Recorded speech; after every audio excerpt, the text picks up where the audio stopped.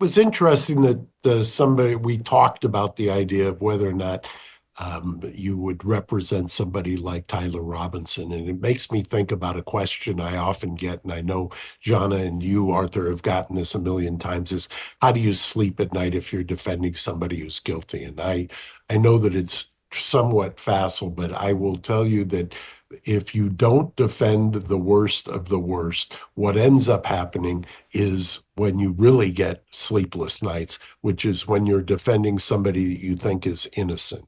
And the idea that somehow the defense lawyer will make the decision of factual guilt or innocence as a prerequisite to whether or not you're going to represent them. I think that's the first kind of erosion of the system.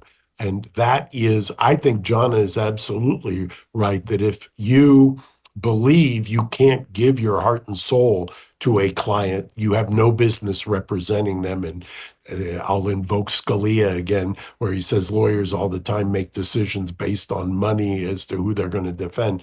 But if it is somebody that is charged and is the worst of the worst, so to speak, and trust me, all of us have represented at various times people who are characterized as the most hated man or woman around.